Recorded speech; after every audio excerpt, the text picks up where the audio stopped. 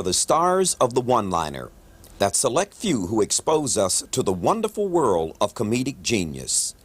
However, like the faces of Janus, the lives of some of our most famous comedians tell a tale of both triumph and tragedy. Who are these unique and talented human beings who have the gift to make us laugh and sometimes cry? In the early years, blacks were often the brunt of the comedic whip. They were the objects of derision or ridicule. White entertainers smeared their faces with burnt cork and portrayed blacks as dim-witted, shuffling darkies with a childlike mentality. Films captured the stereotype on celluloid. At the Apollo, the comedian was an important fixture. All of the greats appeared there: Pigmeat Markham, Nipsey Russell, Red Fox, and Dick Gregory. The indisputable queen of comedy was Jackie Moms Mabley. I ain't scared of an airplane. I'm no square, but as you young children said, just never move me, you know, to ride in no airplane.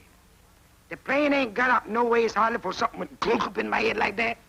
I ain't heard nothing since. Both ears stopped up. Oh, I was so sick.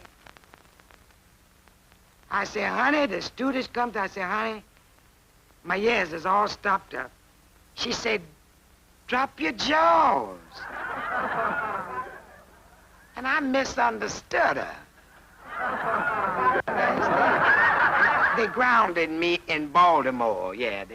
One Apollo veteran, comedy superstar Richard Pryor, remembers the anxiety of performing before the nation's toughest and most acclaimed audience. If somebody said to me tomorrow, you're going to Apollo, I'd tremble. You know, that was frightening.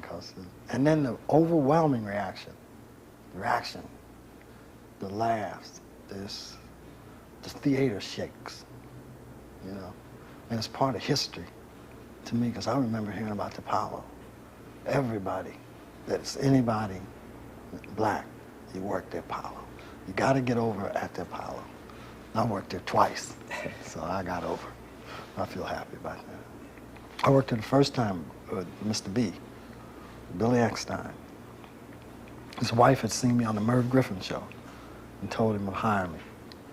And he was reluctant. And I went there. I remember the story. I went down in the basement to have rehearsal. And I went down and I met him downstairs. And I remember when I left, somebody told me what he said after I left. He turned to someone and said, I hope that ugly funny. That was my beginning. I loved it. I mean, I walked out on stage and they had a thing as you go on stage on the wall behind your name, you know, and they had a thing that said, to be or not to be, Richard Pryor. And I went out and I clicked. I had a lot of fun there. I met Lou Rawls. He was there too, the Four Tops. That was a great beginning for me. I love that feeling. I don't think I've ever had that on stage anywhere else. And I performed a lot. You know, I had a lot of good reaction, but nothing like that ever in my career.